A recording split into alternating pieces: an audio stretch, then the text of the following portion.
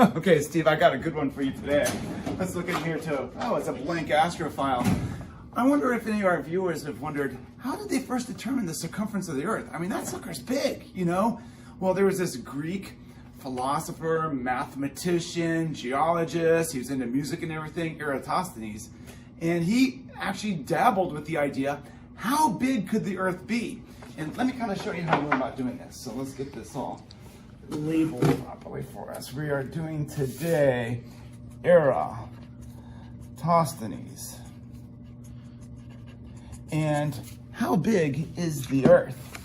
Well, Eratosthenes, let me tell you what, he, in Egypt, ancient Egypt, he heard that there were two cities, Syene and Alexandria. And on a day of the year, the bottom of a deep well would be fully illuminated by the sunlight.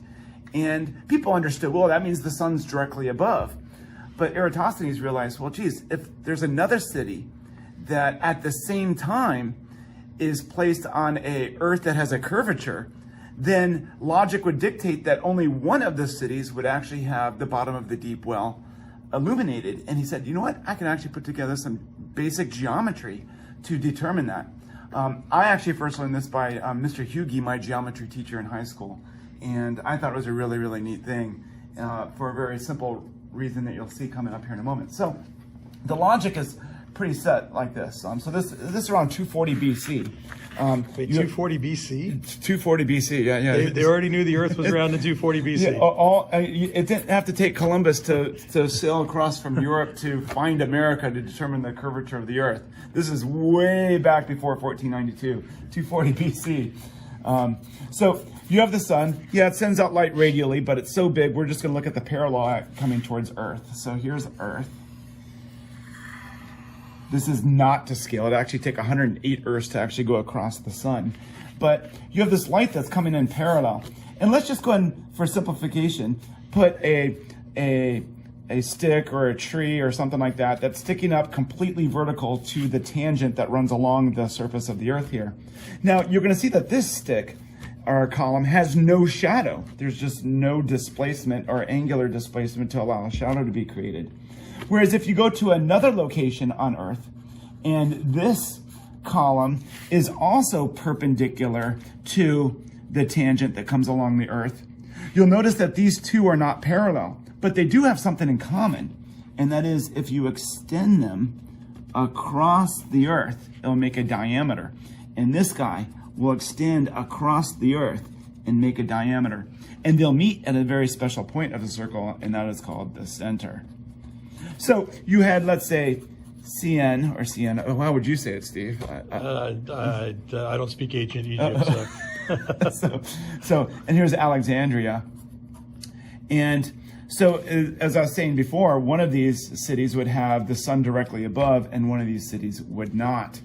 And the thing is, this stick makes a shadow because the light's going to come across, and there's going to be the shadow. Well, Eratosthenes, he wanted to get the circumference of the entire thing. So his rationalization was that if he knew the angle here at the center of the Earth, let's call it theta, he could actually do this somewhat easily. He needed this angle theta, and he needed this distance between the two cities. Let's call that x. So he has got to get this angle. Well, one way you could get two teams and they can like bore down to the center of the Earth, but I think that would lead to some problems. The center of the Earth is, hotter than the surface of the sun, so, it'd be somewhat difficult. But this is why Mr. Hughie actually taught me this, and it was a very simple geometric concept. If you have two parallel lines and you bring across a line, the opposite interiors are the same. So if you call that theta, then this is going to be theta. Well, if you look at that, you can see this. Here is one line, here is the other line, and then here's the an interior line, and here's, angle, and here's another interior angle. So this is theta. So to get the angle at the center of the Earth, you only needed the angle coming down from the tip of the stick or the column or whatever vertical structure you had. And that could actually determine theta. And now the math was just, let's set it up as a proportion. So he said, well, look, this theta here is to the entire circle. We know that's 360 degrees. So you can measure your angle in degrees here, and that would be proportional to the 360 as this distance x between the two cities is to the entire circumference. So let's just call that c. So now you can do a cross multiplication and solve for c. So you get 360x is equal to theta times c. Now we can solve for c by dividing both sides by theta. Boom, boom. So your circumference of the Earth is 360 degrees multiplied by the distance between the two cities. So that's easily walkable, maybe. And then you divide it by theta. And this allowed you to determine the circumference of the Earth. Wow, that's pretty simple. Pretty simple, yeah. I mean, 240 BC, that's a while ago. But how accurate was it, you might be asking? You know, it's like, well, did he do a good job? Well, that's a little bit more difficult to explain, only because they didn't necessarily use our standard measurement units today, like meters, miles, and things like that. Their standard unit of measurement is called a stadia. However, the stadia had different definitions based upon particular region, geographic location, and whatnot. But they all had something kind of similar, and that was essentially the trip around a track, an athletic arena, whatnot. So let's say you have a stadium here, and there's a track inside, and you got runners. So here's the runner going around, here's another runner. So the word stadia there is related to the word stadium. Yeah, stadium. So essentially, one trip around the stadium was what was called a stadia. So Eratosthenes, depending on the size of your stadium, and you do some research here, you can see he was anywhere from negative 2.4% to the correct circumference of the Earth to positive 0.8%. That's pretty good. That actually is pretty decent. But there's a really neat thing that comes out of this, because Eratosthenes, you know, he realized that there was this variation. So instead of letting this stadia define the size of the Earth, Eratosthenes took it one step further, and he's going to actually allow the Earth, you'll see, to define the size of a stadia. So at that time, the stadias were about 155 to 160 meters. Where Eratosthenes said, well, why don't we actually just take the Earth? So we got the Earth here. And let's go ahead and say, well, let's let this entire circumference define the stadia. So he wanted to come up with a number that represented this entire thing. And he did something really, really cool here, I guess, as any mathematician might be able to do, is he realized that we're going to go and call it 252,000 stadia. He defined that. Physicists actually do something similar to that with speed of light. They define it as 299,792,456 or something like that. Wait, 299,792,458. Exactly meters per second. Well, Eratosthenes said, well, let's go and define this as exactly 252,000 stadia. And you might be saying, why? Well, because it's kind of a neat number. It is a number that is easily divisible by the number 1, 2, 3, 4, 5, 6, 7, 8, 9, and 10.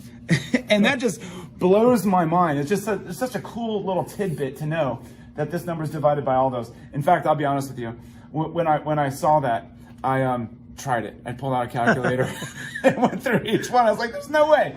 But the neat thing about it is that the actual circumference of the Earth is 39,375 kilometers. And if you take the 252,000 divided by the 39,375 kilometers and divide by the 252,000 stadia, you get 156.25 meters, which fits into the basic range of the stadia. So interesting. I think that's really cool. Before we end today, we're going to go on a little excursion outside just to see how shadow lengths could actually be used to determine the curvature of something a little bit smaller. Nice. Okay, so we're on location now. What I'm going to do is I'm going to show you guys a much smaller version of what Eratosthenes did.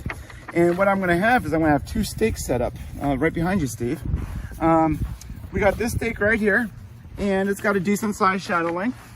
And if you look over to the side here, you'll notice that we're on the side of a retention pond, and this retention pond has this curvature.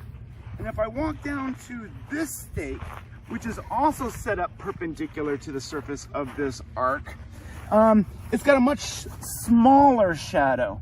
And so essentially, instead of the earth here, I actually have two stakes set up about 20 feet apart. They're both perpendicular to the ground, but due to the curvature, both stakes are not parallel, and therefore you get different shadow lengths.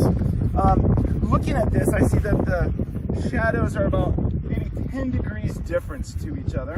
And if we do some of that math here with the circumference of the earth, I said these stakes are about 20 feet apart. So 20 times 360 is 7,200 divided by our 10 degrees. And we get a curvature here, not of the earth, but of the entire slope of this. If this was a portion of a sphere of 720 feet. So, you know, Eratosthenes, he didn't do it with retention ponds. He did this with the earth. I mean, how cool is that? That's amazing that you could take just simple geography and some basic observations and figure out something like the radius of the earth. It's just amazing. Yeah. It's geometry. Oh, sorry. Now, one thing, just when you did this in the classroom, you said that one stick had no shadow and the other stick had a shadow. But here they both have shadows. Well, how about we do that for a future video, because there's actually some additional geometry you can do. Where You sure it's not geography? All right. Where you can actually use a triangle and two different angles of sticks, and we can do a more advanced version of this. Because what are the chances that Eratosthenes was there at that date and time and had that thing plunked into the ground with no shadow whatsoever? So he did a slightly more complicated, but that's for a future video. But let me tell you what, let's go and file this case closed on Astrophiles. And how should we end this, Steve? Well, maybe something, I don't know, something deep and thoughtful, like just as the universe is expanding, so has your mind. Just as the universe is expanded, so is your mind. Thank you, everybody. Have a great day.